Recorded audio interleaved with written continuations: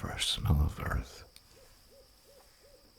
My eyes drink the autumn colors like cups of wine. Your children melt away like frost on leaves.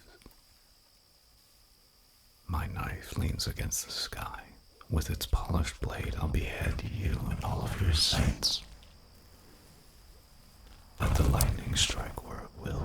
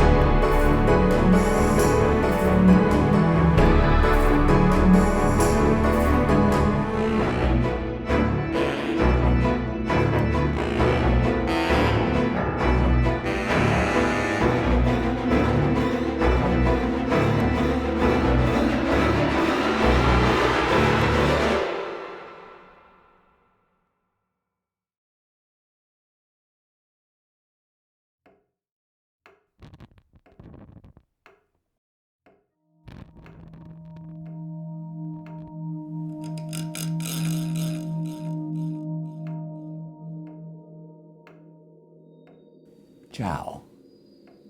Welcome to my humble kitchen. Mi chiamo Al Mostro. Al Mostro. I have an exquisite Italian recipe today, and I'm delighted to share it with you. And you're probably asking yourself, why? Why? A lot of people ask me that, in fact. Inquisitive children, hospital staff, nosy detectives, grieving families.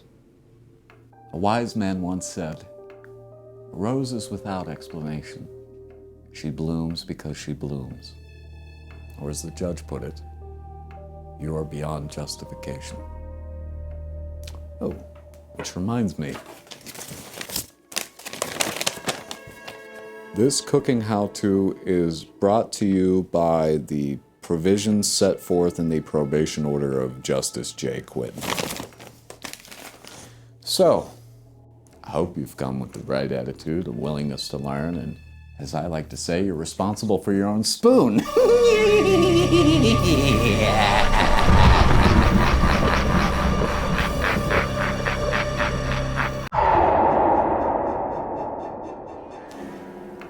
Before we begin this exciting culinary frolic, I'd like to take a moment to address one of the unfortunately many negative comments I've received on this channel from you tough typers out there. Incidentally, I should say to the rest of you that I really don't appreciate being called the pasta queen. This one comes from Lawrence of Arabia. Charming. Alan Watts once said, quote, "The more a thing tends to be permanent, the more it tends to be lifeless. In this particular case, I wish you were permanently lifeless."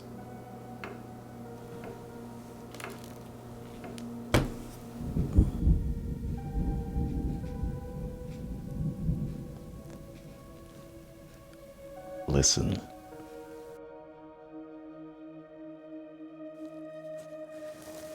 You know something, kids? Old Uncle Al could use a cheering up. What do you say we sing the recipe song? Are you excited? I'm positively floored. Sing along if you know the words.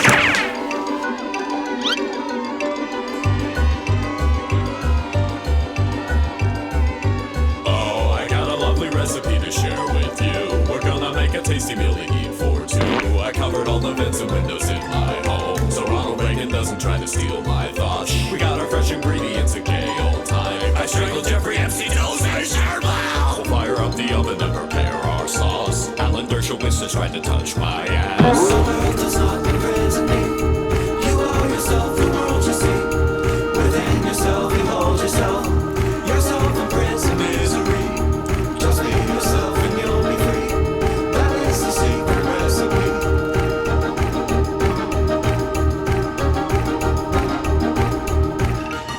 After we make a mess, we have to clean it up. Or Nana is gonna hit you in the head with a risotto spoon until your ear starts to bleed. No matter how hard you try, you can't scrub away your own shadow. Some stains you can't see, and they never come out. Ever. I'm chopping up the olives for the recipe. You f***ers on the note and never f*** with me. I'll women and children and your family. I'll cross you what you do. How the words of a lady I will pay dearly. You got every fucking reason in the world to fear me. The world does not imprison me. You are yourself, the world you see. Within yourself, you hold yourself. Yourself in prison misery. Just be yourself and you'll be free. That is the secret recipe.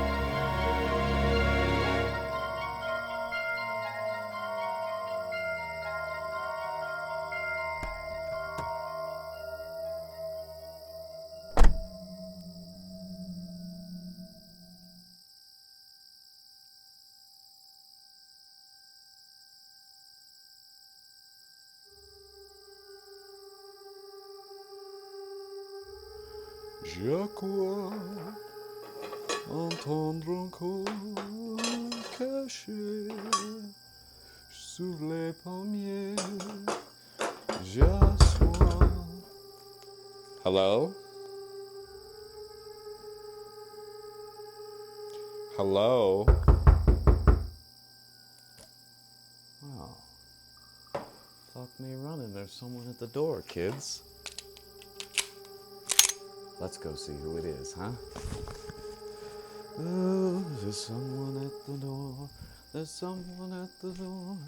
10 rounds of hollow points. There's someone at the door.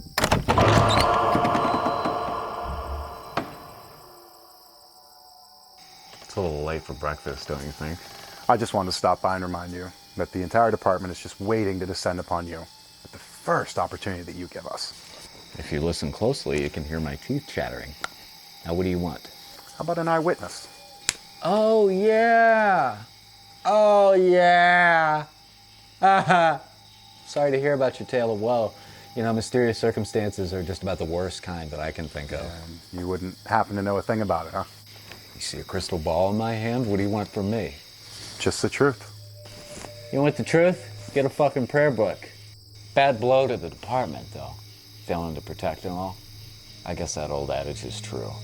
When seconds count, the cops are minutes away. You mind if I come in, Al? Are you making me a proposition? Well, you know, according to the terms of your probation, law enforcement can enter your home at any time, with or without cause. Well, as far as I remember, according to the terms of your employment, being intoxicated is cause for termination. And since you're a well-known menace to sobriety and I can smell you all the way over here, I don't think crossing that threshold is a good idea. Well, you know, last night, over at Prairie Cemetery, a bunch of graves got turned up. One of which was Detective Griffin's mother. I believe you two met when he arrested you. Days after, your charges are dropped. Her grave gets exhumed and her skull stolen. Well, I've learned in my life it's never a good idea to go digging around in places that you don't belong. It's a surefire way to get yourself into all kinds of trouble. Now, Al, you're not threatening me, are you? I'd be nuttier than squirrel turds to threaten you, Spiegel. Let's see. It's Detective Spiegel, Al. Detective, as in I'm worth a shit. Detective, as in when I speak, people are gonna listen. Detective, as in I get to decide what's real. Detective, as in when we're in a court of law, your voice will equate to silence. And that's where we are. Your tricks are all over. Your games are lost. Now I get to say what happened. I know the what, I know the when, I know the where, and I know the how, and now I get to decide the why. And that why gets to be your last chapter. And I will move heaven, hell, and anything in between to prove that to you. Well, you know what they say, kid. Reach for the stars. And if you can't do that, reach for this.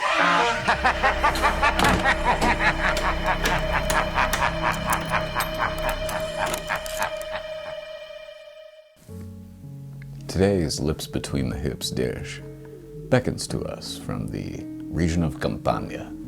Spaghetti alla Puttanesca, which more or less translates to whore's pasta. My sweet, dearly departed Nana taught me this recipe. You know, every time I look at this photograph, even after all these years, memories from childhood come flooding back to me. Yeah, a shower. Hey, you son of a bitch! I told you I was gonna shoot him if he didn't do what I told him to, and he never did what I told him to. I'm sick of it. Are you gonna behave yourself, or do you want me to do it to you? Jeremy Lazen, food historian, says that putan is sort of an all-purpose swear word in Italy, much like shit is here in the United States. So the name of the dish may very well have originated from someone saying, "I took a bunch of shit out of the cupboard and threw it in." However, there is a long-standing fishy folktale that this hot, creamy dish originated in the brothel. Prostitutes, the courtieri spagnoli, allegedly, used to whip it up in between taking the al dente noodles up the rigatoni house. As we all know, nothing makes a man more bonered up than a future Jane Doe's breath reeking of anchovies, garlic, and olives.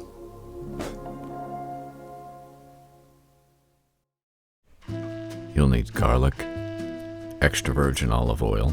Won't be extra virgin by the time I'm done with it, right, folks? Filet of anchovies, Kalamata olives, capers. Many tomatoes will do, but we'll be using grape. Salt, pepper, bronze dye extruded, slow-dried spaghetti from the village of Gragnano, and Parmigiano Reggiano. I like to nibble on it while I'm cooking. You go ahead and peek over Uncle Al's shoulder and I'll show you what to do. Just don't get too close. I'm a little jumpy. Salt your pot of water generously. And again. And again. Boiling water should taste like the sea, minus the fish turds. So add a lot of salt, it flavors the pasta. But don't put olive oil in there, that slows the boiling. I mean, you have something to live for, right? Now, add the olive oil to your chef's pan. Then crush a clove of garlic under the watchful eye of Nana. Sauté the garlic for a minute or two to get the aroma and taste. Then get it the fuck out of there. Garlic, delicious, healthy, can easily become too overpowering. We only want a hint for this dish.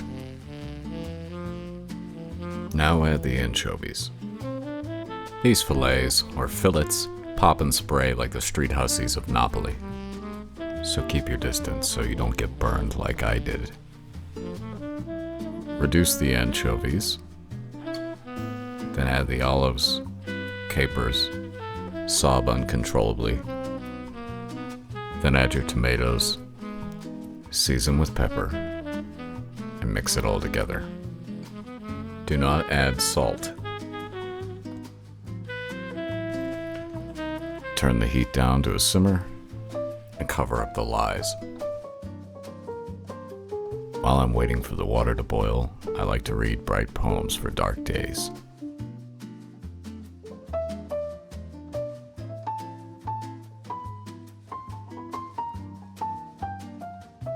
Once you got a boil, put your spaghetti in, and go ahead and stir it for a minute so they don't get stuck together. God help you if you put olive oil in there.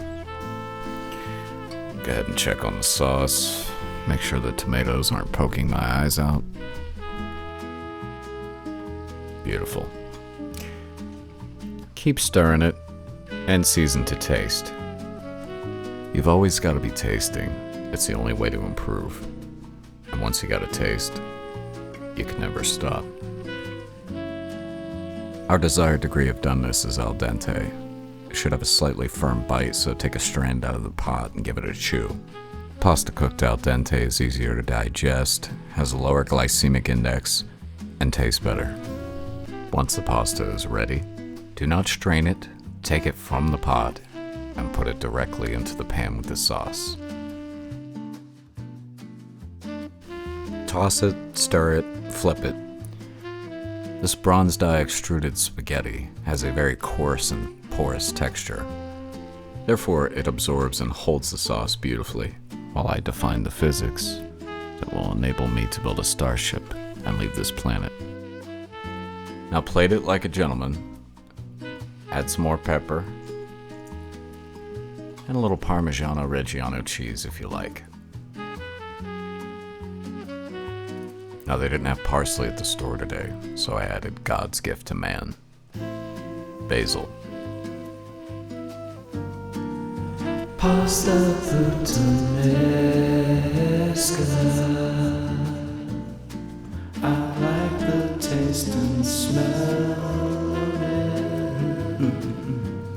What the fuck are you looking at?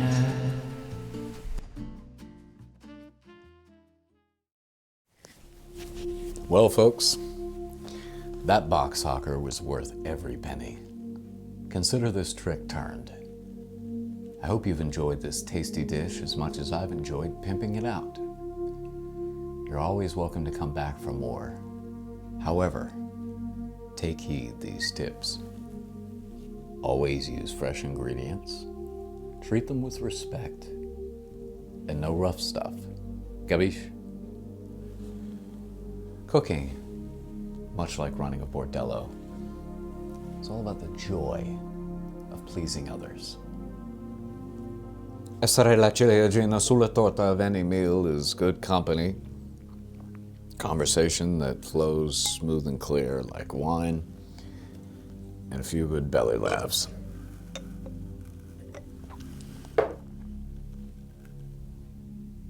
Thus,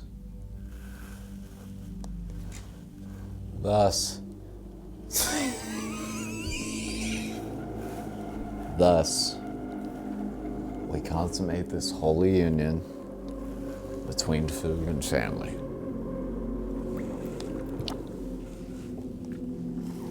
Remember, always remember,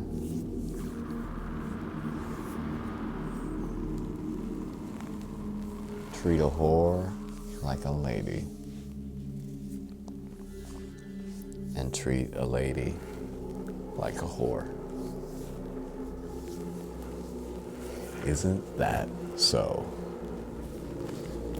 Mrs. Griffin? I hand over to you, angels of disquiet, who stand upon the lungs of sleeping women, the life and the soul and the spirit of Mrs. Griffin, mother of Detective Griffin, so that you may tie him in chains of iron and bind him to a bronze yoke. Do not give him sleep, nor slumber, nor drowsiness to his eyelids. Let him weep and cry like a woman at childbirth, and do not permit any other man to release him from this spell.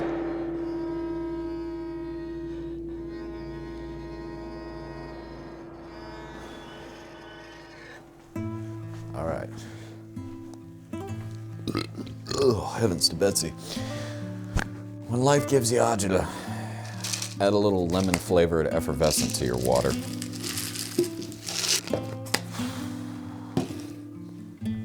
I leave you with this.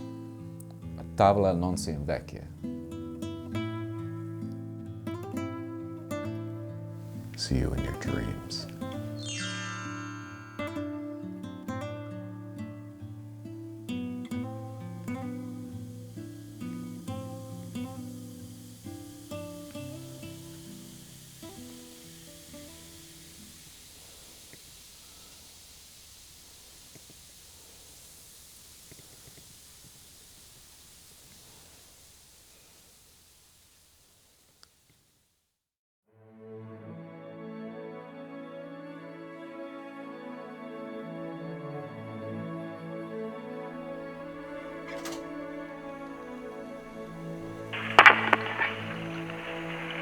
From house to house I break through.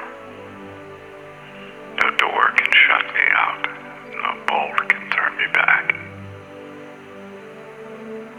Through the door, like a snake, I glide. Through the hinge, like the wind, I blow. Estranging the wife from the embrace of a husband. Snatching a child from the loins of man. Sending the man forth from his home. I am the burning pain that bindeth itself upon the back of man. I grind the land like corn, knowing no mercy, fallen from all celestial glories. I am as the roaming wind blast. No wife have I, nor son do I beget, knowing neither mercy nor pity. I hearken not unto prayer or supplication.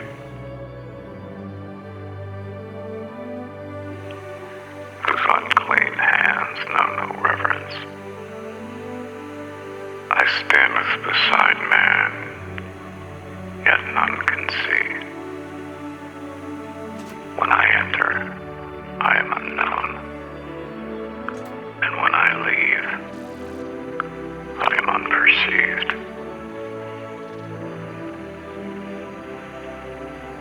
Anything that walks, swims,